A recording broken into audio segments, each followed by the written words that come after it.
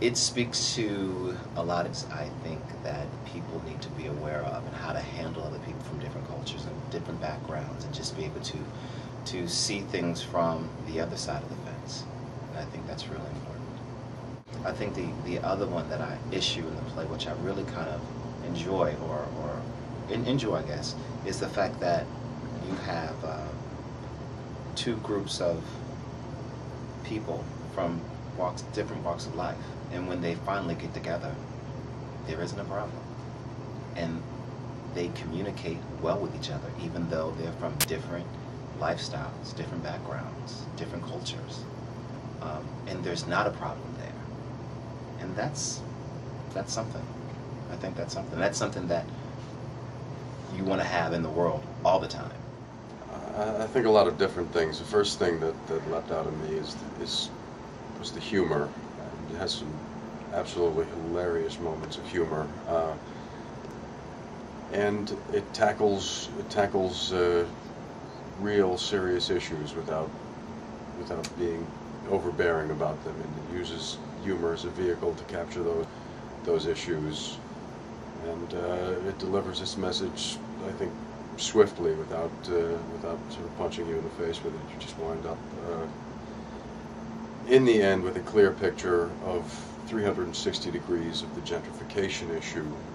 People tend to walk around with their own slant on that issue because it's very easy if you've encountered it, but to see it from everyone's perspective, by the end of the play, you really feel as though you have a comprehensive understanding of it. There were moments where I was laughing out loud.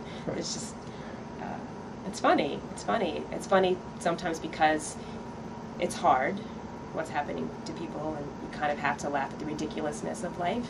And sometimes it's funny because I think when you're in difficult circumstances in life, that's the way that you live through it, is you approach it with a sense of, or to kind of get through it. And I think another reason people should see it is you have race issues and economic issues and identity issues, and you get to see a lot of people from different communities struggling to figure things out without so much blaming each other for that, which I think is a new twist. Usually, I'm always excited to work on things that speak to me, and that I feel like speak to a need in me. And this play at this time, I think probably in my life, speaks to me. It gives me an opportunity to explore things. Everyone recognizes in the play, all the characters recognize that there is tension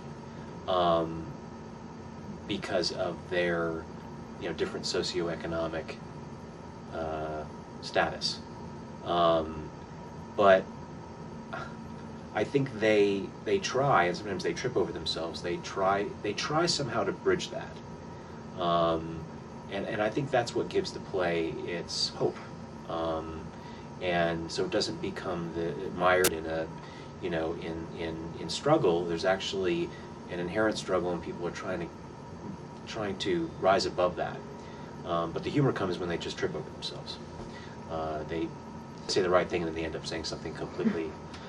They end up being very awkward about it, so it just comes out all wrong, and that's funny. I mean, it's happening now. I mean, this is an immediate impact. I mean, theater, it's what theater does. It's a social commentary, and this idea of gentrification, and any, not just Chicago, but any city, particularly, you look at Harlem right now, specifically New York City, it's a real thing, and it's a powerful thing, and I think audiences would certainly, learn from this and be very engaged.